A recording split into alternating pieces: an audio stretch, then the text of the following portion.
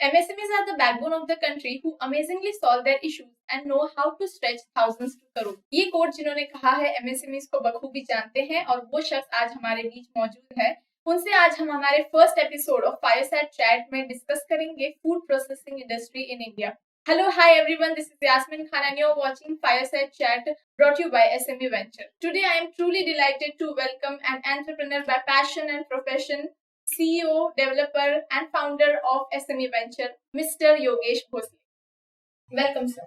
नमस्ते Sir, starting with my very first question, हम food processing industry का overview आपसे जानना चाहेंगे। तो फूड प्रोसेसिंग इंडस्ट्री मतलब हम जो वस्तुएं होती है, खाने की वस्तुएं होती है, उसको सही ढंग से प्रोसेस करें, उससे सही ढंग से पैकेजिंग करें, सही राइट चैनल स्ट्रेटेजी से हम कंज्यूमर तक पहुंचाएं। अगर आप देखोगे कि आजकल की जो लाइफस्टाइल है लोगों की, पर्टिकुलरली इन अर्बन एरियाज, बहुत फास्ट चेंज हो रही है। लोगों के पास टाइम नहीं है, लोगों के पास जो पहले जमाने में हम खुद खाना बनाते थे काम पे जाके, आजकल वो लाइफस्टाइल थोड़ी चेंज हो रही है। तो आजकल रेडी टू ईट या इंस्टेंट प्रोडक्ट जो हम बोलते हैं, या फ्रूट बेस्ड पल्प के जो प्रोडक्ट्स है, डेयरी प्रोडक्ट्स है, काफी सारे फूड प्रोसेसिंग प्रोडक्ट्स मार्केट में अवेलेबल है। तो इनकी डिमांड बहुत ज्यादा बढ़ गई है, ये सब इनको रिझा रहे हैं, उनको खींच रहे हैं उनकी तरफ। अगर आप देखोगे कि भारत एक एग्रीकल्चरल कृषि प्रधान देश है, उसमें इतना प्रोडक्शन होता है, बट हम लोग सिर्फ 10% ही उसको प्रोडक्शन को यूटिलाइज कर पाते हैं इन फूड प्रोसेसिंग इंडस्ट्री। तो आप ये जान सकते हो कि कितना बड़ा स्कोप अवेलेबल है इंडस्ट्री में नए लोगों को इंट्रोड्यूस करने के लिए, कि इतना स्कोप में हम काफी सारा एक्टिविटीज और काफी सारे प्रोडक्शंस कर सकते हैं। जी सर, आपने एकदम सही कहा कि अभी ये बढ़ती हुई इंडस्ट्री है, अभी लोग भी फूड प्रोसेसिंग इस इंडस्ट्री को समझ रहे हैं और ये जो 10% आगे जो गैप आपने कहा शायद वो जल्द से जल्द फिल भी हो जाए। सो हम अभी आपसे जानना चाहेंगे कि इस इंडस्ट्री का मार्केट स्टैट्स क्या है हमारे इंडिया में, इसका स्टैटिस्टिक्स कैसा है? अगर हम भारत के फूड प्रोसेसिंग इंडस्ट्री की बात करें तो पूरे विश्व में हम छठवें पायदान पे आते हैं प्रोडक्शन में। अराउंड हमारा 32% का योगदान है ऑन सेल्स, रिटेल कंट्रीब्यूशन आता है। अभी ये भारत सरकार भी काफी सारी परियोजनाएं कर रही है जिसमें foreign investment food processing industry में आए, और जो आपने बताया कि 10% से हमें आगे जाना है, तो उसके लिए भारत सरकार भी काफी सारे प्रयोजन कर रहे हैं। अगर भारत की फूड प्रोसेसिंग इंडस्ट्री की बात करें तो हम अराउंड 8.8% तक कंट्रीब्यूट करते हैं to manufacturing industry. Around 8.39% contribution हमारा एग्रीकल्चरल सेक्टर को जाता है। 13% का हमारा कंट्रीब्यूशन टुवर्ड्स एक्सपोर्ट है, और अराउंड 6% टोटल इंडस्ट्रियल इकोनॉमी में हम कंट्रीब्यूट करते हैं, around food processing industry contribute करते हैं। तो ये है stats about the country at this point of time. जी बहुत बहुत धन्यवाद सर, काफी सटीक आपने एक जो स्टैट्स दिए हैं वो हमारे दर्शकों को समझ भी आए होंगे। सो हम आगे बढ़ते हैं। मेरा अगला क्वेश्चन आपसे ये है कि जैसे कि हर एक इंडस्ट्री के लिए ढेर सारे लाइसेंस की जरूरत होती है, तो फूड प्रोसेसिंग इंडस्ट्री के लिए कौन से लाइसेंस की मेजरली जरूरत है, इसके इनसाइट्स कैसे है, लाइसेंस को अप्रोच कैसे किया जा सकता है, क्या कहेंगे? ये एक बहुत इंपॉर्टेंट क्वेश्चन आपने पूछा है, जिसमें हर एक इंडस्ट्री के लिए अलग अलग लाइसेंसेस लगते हैं। इसमें 8 से 9 लाइसेंसेस मैं बताने चाहता हूँ, क्योंकि इसमें पूरे लाइसेंसेस नहीं, कुछ लाइसेंसेस है, कुछ सर्टिफिकेशंस है। सो एक सबसे पहला जो हमें रजिस्ट्रेशन करना बहुत जरूरी है कंपनी का। अगर आप सिंगल ओनर कंपनी हो तो आप प्राइवेट प्रोप्राइटरी लिमिटेड कंपनी कर सकते हो, सोल प्रोप्राइटरशिप।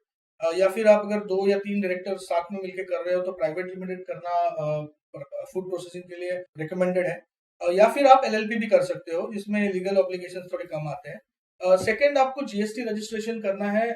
जीएसटी रजिस्ट्रेशन करोगे तो आप बड़े रिटेल स्टोर्स में भी आप रिटेल सेल्स कर सकते हो। सेकेंडली, अगर आपका, क्योंकि फूड प्रोसेसिंग इंडस्ट्री में एक होता है कि काफी सारे प्लेयर्स होते हैं, तो अगर आपका ब्रांड नेम आपने एस्टेब्लिश कर लिया है और ब्रांड नेम को अगर प्रोटेक्ट करना है तो आपको ट्रेडमार्क का एक करना जरूरी है। फिर अगर आपको आपके प्रोडक्ट अगर अच्छा क्वालिटी का है और लोगों तक आपको वो क्वालिटी भी पहुंचानी, तो आईएसओ सर्टिफिकेशन भी कर सकते हो। शॉप एंड एस्टेब्लिशमेंट एक एक्ट है, उसमें भी आपको रजिस्ट्रेशन करना जरूरी है। उसके अलावा हम एगमार्क और एपिडा जैसे लाइसेंसेस के लिए भी अप्लाई कर सकते हैं। और अगर आपकी फैक्ट्री है, बड़ी फैक्ट्री है, तो आपको फैक्ट्री लाइसेंस लेना जरूरी पड़ता है। अभी ये हो गए आपके बेसिक्स लाइसेंसेस। अभी फूड प्रोसेसिंग में काफी सारे प्रोडक्ट्स और है, तो उसमें अलग अलग प्रोडक्ट्स के लिए आपको कुछ अलग अलग एडॉन्स सर्टिफिकेशन और लाइसेंसेस लेना जरूरी है। जैसे आपका अगर स्पाइसेस में हो तो आपको स्पाइस बोर्ड का एक लाइसेंस लेना पड़ता है अगर आप एक्सपोर्ट कर रहे हो। एक्सपोर्ट कर रहे हो तो आपको एक्सपोर्ट लाइसेंस लेना जरूरी है। तो इस प्रकार के लाइसेंसेस जरूरी है। बट ये 8 से 9 जो लाइसेंस और सर्टिफिकेशन मैंने बताया वो बेसिक सर्टिफिकेशन है।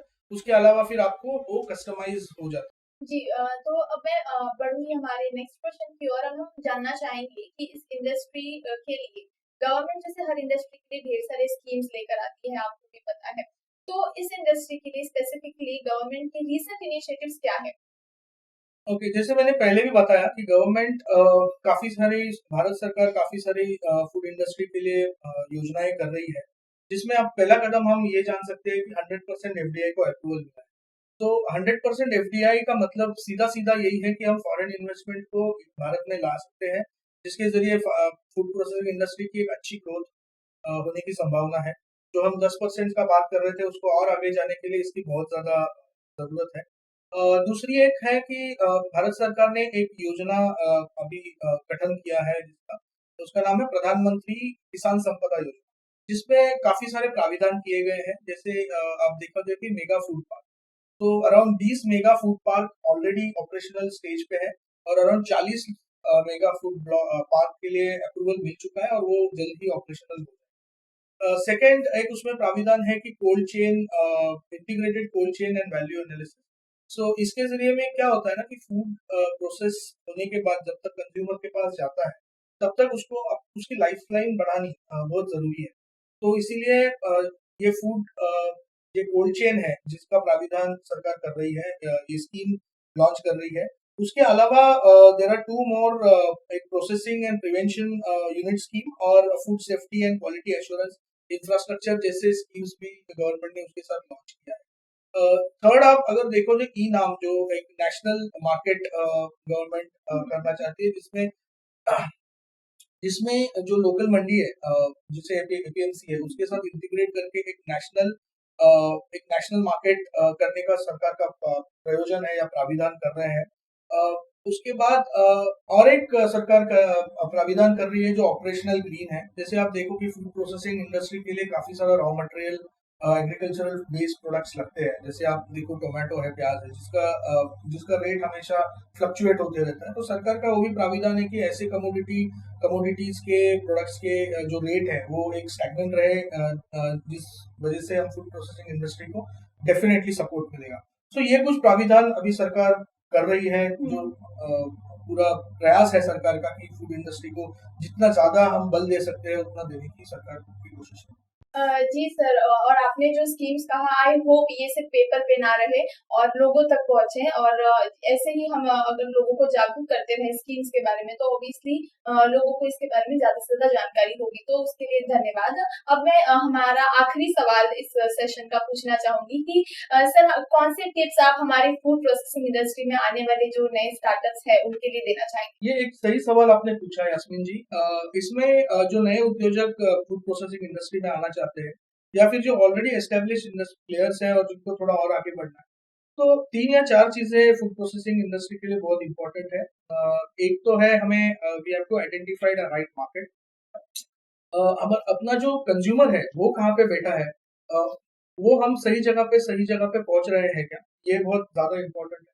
सेकेंडली, फूड प्रोसेसिंग के लिए हमें रॉ मटेरियल्स की बहुत जरूरत होती है। जो रॉ मटेरियल हमें इजीली अवेलेबल कहाँ है, वो एक चीज हमें देखनी पड़ती है। क्योंकि अगर समझो आपका प्रोडक्शन यूनिट है नासिक में और आपके रॉ मटेरियल मेजर सप्लाईज होते हैं विशाखापट्टनम से, तो आपका ट्रांसपोर्टेशन कॉस्ट भी उतना ही बढ़ता है।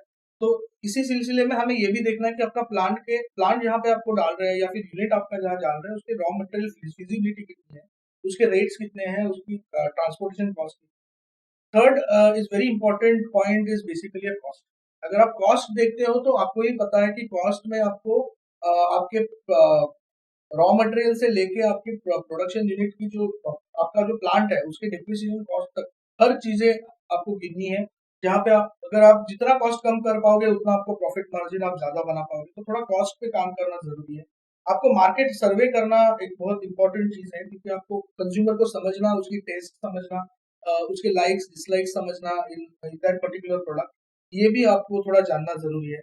सेकेंडली, आपको लाइसेंसेस कौन से लगते हैं, क्योंकि अगर आप लाइसेंसेस पूरे फुलफिल नहीं करते तो आपको फिर गवर्नमेंट ड्यूटीज भरनी पड़ती है या फिर आपको पेनल्टी भरनी पड़ती है। तो ये सब चीज से आप बचे। ये सब चीज से आप बचोगे तो आप आपके बिजनेस पे ज्यादा फोकस कर पाओगे, और अगर आप स्टार्टिंग से ही पहले राइट पोजीशन पे जा रहे हो तो आप राइटली आप कंज्यूमर के पास पहुंच रहे हो। उसके उसमें और एक चीज जो मैंने बताया था कि पैकेजिंग, तो पैकेजिंग आपको जितने अट्रैक्टिव कर सकते हो उतना आप करने का प्रयास करो। पैकेजिंग जितनी कम कॉस्ट में आपको करनी है उस पे भी थोड़ा ध्यान दीजिए, कि आप अगर पैकेजिंग पे ही ज्यादा पैसा खर्च कर दोगे तो कॉस्ट आपकी उतनी ही बढ़ेगी, तो फिर से आप कॉस्ट पे आते हो। तो ये सब छोटी छोटी चीजें हैं बट बहुत इंपॉर्टेंट है, जिससे आपको फूड प्रोसेसिंग इंडस्ट्री में बेहतर रिजल्ट्स मिले। जी सर, बहुत बहुत धन्यवाद। आपसे बातें करके बहुत अच्छा लगा। आई होप हमारी जो ऑडियंस है उनको भी बहुत सारा फीडबैक और बहुत सारी नॉलेज मिली होगी फूड प्रोसेसिंग इंडस्ट्री के लिए। तो ऐसे ही आप हमारे साथ जुड़े रहिए, आपको भी आई होप अच्छा लगा हो। Yes definitely, thank you. So this is it guys. Please do like, share, follow SME Venture. I hope you all like our first episode of Fireside Chat.